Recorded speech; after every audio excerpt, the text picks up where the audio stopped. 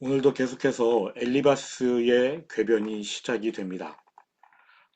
읽어보신 우리 5장 말씀, 어떻게 보면 다 맞는 것 같아요. 그런데 틀린 말입니다. 9절부터 다시 한번 보겠습니다. 하나님은 헤아릴 수 없이 큰 일을 행하시며 기이한 일을 셀 수 없이 행하시나니. 맞는 말이지요. 하나님은 위대한 분이십니다. 그런데 엘리바스의 의도는 무엇입니까? 하나님은 이처럼 큰 일을 행하시고 기이한 일을 행하시는 분이니 욥아, 너 죄인은 빨리 회개하고 하나님께 나아가라. 10절, 비를 땅에 내리시고 물을 밭에 보내시며. 하나님은 모든 사람이 먹고 살아가도록 비도 내려주시고 곡식을 주시는 섭리하는 분이시다. 그러니 빨리 회개하고 하나님께 나아가라. 11절부터 14절, 낮은 자를 높이 드시고 애곡하는 자를 일으키사 구원에 이르게 하시느니라. 하나님은 교활한 자의 계교를 꺾으사 그들의 손이 성공하지 못하게 하시며, 지혜로운 자가 자기의 계략에 빠지게 하시며 간교한 자의 계략을 무너뜨리심으로 그들은 낮에도 어두움을 만나고 대낮에도 더듬기를 밤과 같이 하느니라. 하나님은 교만한 자, 교활한 자에게 보복하시는 분이라고 이야기하고 있습니다. 엘리바스가 소개한 하나님의 면면들이 다 맞아요. 그런데 의도가 무엇입니까? 욥아, 너는 죄인이니 빨리 그러한 하나님께 회개하라. 다시 말씀드리는데 엘리바스의 말은 다 틀렸습니다. 이 모든 발언이 딱 한 사람, 욥을 타겟으로 삼고 있기 때문입니다. 하나님 위대하신 분 맞아요. 섭리하시는 분 맞습니다. 또 보복하시는 분 맞습니다. 그런데 하나님은 이러한 분이시니까 너 욥은 빨리 회개해야 된다. 너는 죄인이다. 한 구절 한 구절 틀린 말은 아닌데 다 틀렸습니다. 엘리바스의 발언 목적이 확연하게 드러나는 거 15절부터 마지막 절까지 읽어보면 알게 될 것입니다. 구구절절 옳지만 욥 한 사람을 겨냥한 그 의도가 매우 불손한 말들이지요.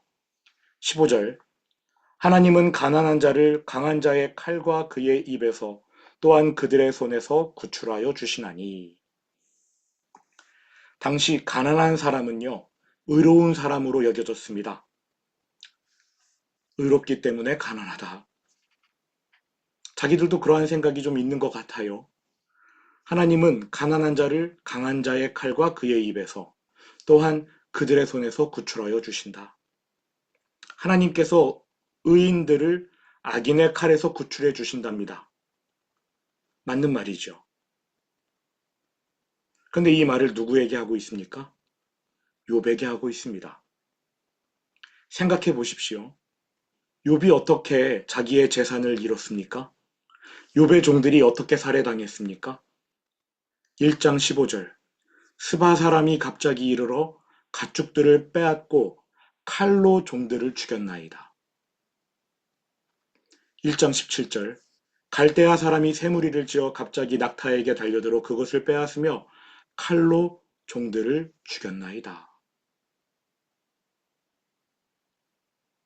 엘리바스의 의도가 보이지요.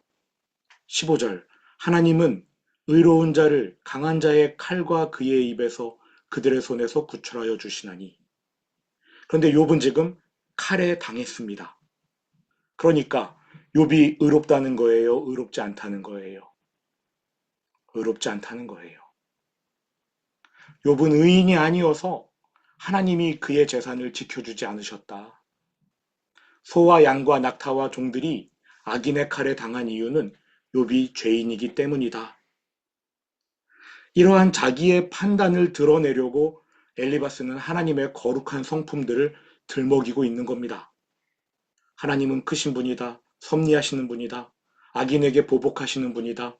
의인은 지켜주시는 분이다. 그런데 욥, 너가 당한 일을 보니까 너는 의인이 아니야. 너는 악인이야. 16절도 마찬가지입니다. 그러므로 가난한 자가 희망이 있고 욥은 희망이 없잖아요. 그러니까 욥은 의인이 아니라는 거예요. 악행이 스스로 입을 다무느니라. 하나님께서 악인의 칼을 물리쳐 주심으로 악행이 멈춘다 이러한 뜻이지만 엘리바스는 이 올바른 말에 비난의 태도를 담아서 욥에게 날려버렸습니다. 그래서 뜻이 변질됩니다. 악행이 스스로 입을 다무느니라. 욥, 너는 악행한 사람이니까 입 다물어. 너가 징징댈 거 없어. 인과응보 당한 거야. 회개해라. 17절 볼지어다 하나님께 징계받는 자에게는 복이 있나니 그런즉 너는 전능자의 징계를 업신여기지 말지니라. 이 한 구절만 딱 떼어놓고 보면 이렇게 올바른 말이 없습니다. 너무나 맞는 말이에요. 히브리서에서도 하나님께 징계받는 것은 그가 사생자가 아니기 때문에 하나님께 징계받는 것이라고 말하고 있고요. 야고보 사도도 징계를 받을 때에 기쁨으로 당하라.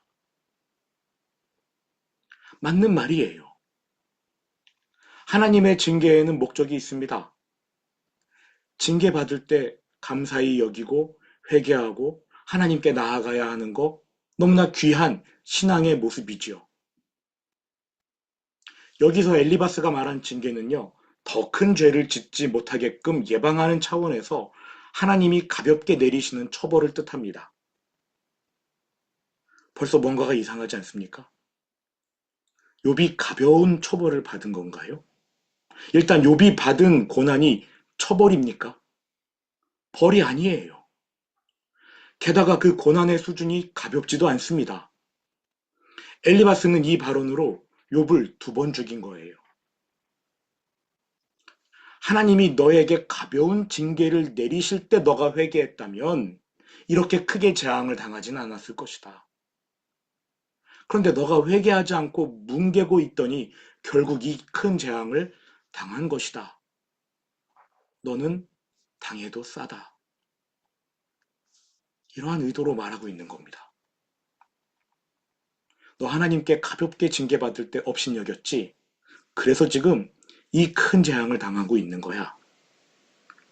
욥을 정죄하려는 의도가 담겨 있어서 틀렸고 또 지금 욥이 징계를 받고 있는 게 아니기 때문에 틀린 겁니다. 그러니까 다 틀렸어요. 말 자체는 맞는데 상황도 틀렸고 대상도 틀렸습니다. 의도도 잘못되었고요. 18절부터 20절입니다.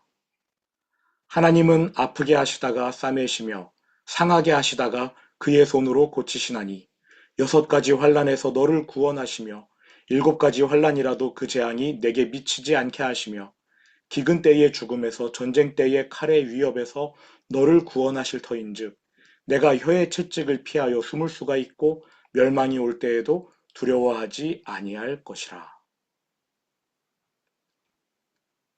욥을 한 방 더 먹이고 있습니다. 가볍게 징계받고 회개하면 하나님이 모든 것을 회복시켜 주실 텐데 너 지금 기회를 놓쳤어. 욥은 지금 회복이 안 되는 상황이거든요. 아프게 하시다가 싸매시는 그러한 차원이 아니잖아요. 욥이 당한 고난 자체만 보면 이건 하나님이 한 사람을 아예 그냥 멸망으로 내모시는 그러한 모습이거든요. 겉모습만 보면. 그런데 이런 말을 한다고요. 조롱에 가깝습니다. 조롱하는 겁니다. 엘리바스가 처음에는 욥을 정죄하다가 이제는 비아냥거리는 거예요. 악화되는 거지요. 엘리바스의 발언이 점점 나락으로 가고 있습니다. 22절 너는 멸망과 기근을 비웃으며 들짐승을 두려워하지 말라. 욥이 당한 재앙이 뭐예요? 멸망입니다. 기근입니다. 들짐승에게 찢겨 죽는 고통과도 같습니다. 그런데 멸망을 비웃고 들짐승을 두려워하지 말라라니요. 이게 무슨 뜻입니까? 이거 바꿔 말한 거예요. 너는 의인이 아니니까 멸망당했고 기근을 겪고 있는 거야. 앞으로는 들짐승까지도 두려워해야 할 것이다. 너가 만약에 의인이었다면 멸망과 기근을 비웃었겠지. 들짐승을 두려워하지 않아도 되었겠지. 하나님이 회복해 주실 테니. 하지만 너는 의인이 아니니까 멸망당했어. 기근을 겪고 있어. 들짐승까지 두려워해야 될 거야. 이 말을 돌려 말하고 있는 겁니다. 23절. 들에 있는 돌이 너와 언약을 맺겠고 들짐승이 너와 화목하게 살 것이니라. 의인이라면 들에 있는 돌조차 욥에게 아무런 위협이 안 될 것이고 들짐승이 욥과 화목하게 지내겠지만 욥은 의인이 아니니까 이제 들판의 돌멩이도 욥에게 위협이 될 것이다. 들짐승 두려워해라. 너는 지금 그러한 처지가 된 것이다.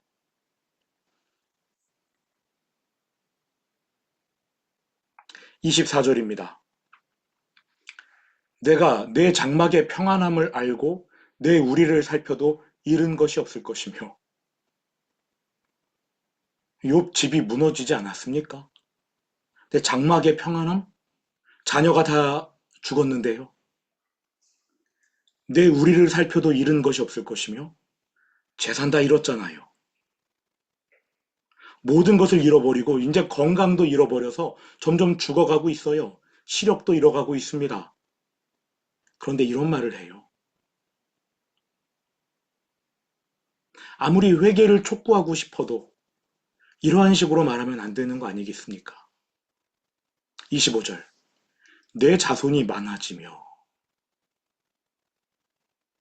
내 후손이 땅의 풀과 같이 될 줄을 내가 알 것이라. 이 어쩌자는 거지요? 욥아, 너가 의인이었다면 자손이 많았을 텐데 너가 죄인이어서 자녀가 다 죽은 거야. 이게 사람이 할 말입니까? 지혜자가 할 말입니까? 신학자가 할 말입니까? 자녀 잃은 사람 앞에서 이따위의 말을 한다고요. 물론 요 구절만 떼어놓고 보면 맞는 말이에요. 하나님께 범죄했다가 가볍게 징계를 받고 회개하면 하나님이 모든 것을 회복해 주신다. 성경에 나오는 그러한 원칙이잖아요. 율법서에 나오는 하나님의 회복의 약속이잖아요. 맞는 말이죠. 근데 다 틀렸어요. 제가 욥이라면 이러한 말을 들을 때 어른이고 뭐고 엘리바스 멱살 잡았을 것 같아요. 나이 많은 지혜자인 척하지만 너무 못됐습니다. 추태도 이런 추태가 있을까요? 26절. 내가 장수하다가 무덤에 이르리니 마치 곡식단을 제때에 들어올림 같으니라. 지금 욥의 모습을 보고 이런 말을 합니까? 욥이 죽어가고 있거든요. 온몸이 종기투성이이고 두 눈에 시력이 흐려지고 있어요. 그런데 너는 장수하게 될 것이다. 곡식단을 제때에 옮기듯 너의 수명도 제때까지 이어질 것이다. 이 단순한 조롱 차원이 아니라 거의 저주입니다. 27절. 볼지어다. 우리가 연구한 바가 이와 같으니. 그래놓고 엘리바스는 이게 자기네들이 연구한 바래요. 그동안 많은 사람들을 관찰하고 살피고 이렇게 하나님이 세상을 운영하시는구나. 이게 지혜지 하고 자기네들이 갖고 있는 지혜를 욥에게 전달하고 있는 겁니다. 의인은 하나님이 보호해 주신다. 의인은 부유하다. 의인은 자녀도 잘 되고 장수하고 혹 조금 가난하더라도 하나님이 부유하게 해주신다. 징계를 받아도 얼른 회개해서 금방 회복한다. 그런데 욥을 보니까 의인이 아닌 것 같네. 그리고는 커다란 칼을 욥의 심장에 꽂아버립니다. 27절 후반부. 너는 들어보라. 들어보라는 얘기는요. 시행해 보라는 거예요. 우리가 지금까지 말해온 이 내용들을 너가 직접 시행해 봐라. 그러면 내가 알리라. 그럼 너도 알게 될 거야.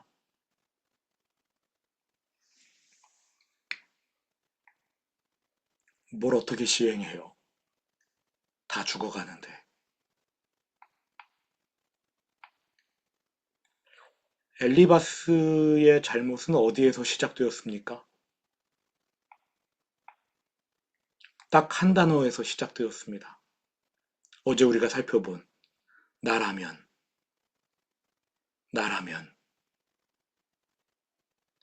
내가 욥 자네라면 나라면 회개했을 텐데. 자신은 욥과 달리 의롭다고 착각한 데에서 이 모든 게 시작된 것입니다. 본인은 의롭고 욥은 죄인이어서 큰 재앙을 당하고 있고, 그러다 보니 욥의 고난 공감을 못해요. 엘리바스는 죄인입니까? 의인입니까? 죄인입니다. 엘리바스의 말이 맞습니까? 틀립니까? 다 틀렸어요. 제가 왜 다 틀렸다라고 말하냐면, 제가 분석해서 결과적으로 다 틀렸다. 그게 아니고요. 욥기 42장 7절로 가보세요. 하나님이 말씀합니다. 엘리바스와 그 친구들에게 너희의 말은 다 틀렸다.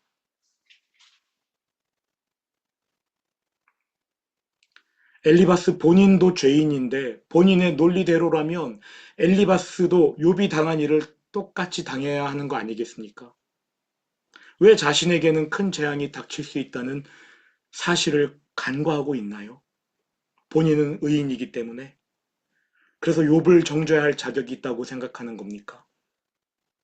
정죄하고 비난하다가 조롱까지 하는데요. 나라면 하나님께 나아가겠네. 여기에서 모든 단추가 다 어긋나 버렸어요. 이게 첫 출발입니다. 나라면. 지금까지 4장, 5장 우리는 엘리바스의 첫 번째 발언을 살펴봤습니다. 2장 분량이 짧아요. 벌써 지칩니다. 주변에서 엘리바스 같은 사람을 본 것 같기도 하고요. 혹은 내가 그런 사람이었던 것 같기도 합니다.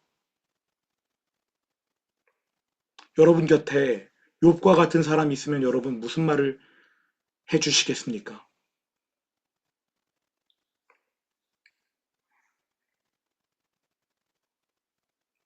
좋은 모델 한 분을 소개해 드리겠습니다.